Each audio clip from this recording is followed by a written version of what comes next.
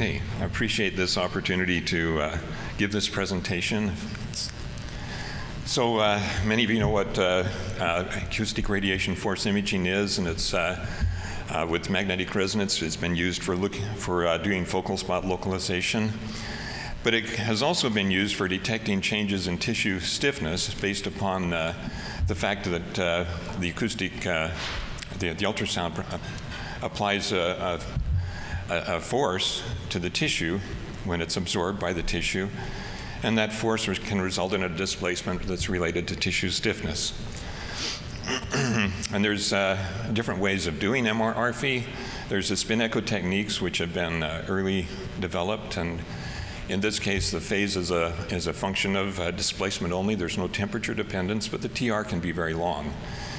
Gradient echo techniques have advantages, but in this case, the phase is a function of both temperature and displacement. And there's a trade-off between using a very short TR for speed and a long TR to reduce tissue heating. And then there's 2D versus 3D. 2D is fast. You can do a single slice, and depending upon how you do it, if you do it with a gradient echo technique, it can take 1 to 6 seconds. And you can interleave slices to get a little bit longer TR. We've been looking at 3D techniques. They're slower because you can't have the TR completely short just because of potential tissue heating.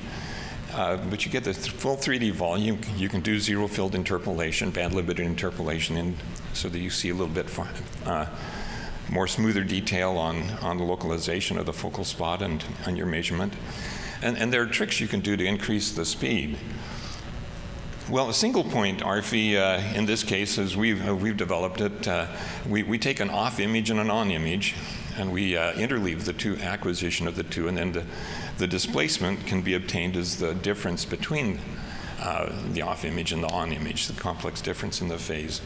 And you can see you get a very nice, almost temperature-like image of the displacement. And again, you can compare single point, which has this trade-off in speed versus heating, with the possibility of interleaving multiple points. And that's what this talk was about, is to investigate whether you could be more efficient by acquiring multiple points simultaneously and then get a distribution of tissue elastic properties. And there's several speed-ups you can do, and only 1 or 2 of which we've investigated in this talk. But one is, which we will do in the future, is this sharing of outer K-space, because the ultrasound actually has a smaller, or it has a broader beam in the propagation direction, and you don't need as high spatial resolution necessarily to see that. So this is an example. These are 10 subvolume images out of 13 that were acquired, and it's just a cross-section slice from those 10 images.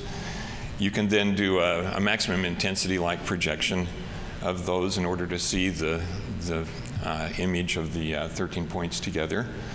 And at the same time, because it is a function of tissue heating, you can do a referenceless temperature reconstruction. And in this case, you can see that halfway through, which effectively is the center of K-space, we had a heating that's a little less than 2 to 3 degrees centigrade. So we've applied this in an excised pig brain.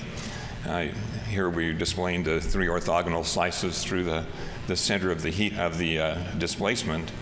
And then we actually did an ablation where we measured thermal dose, and then we came back and did these 13-point displacement measurements.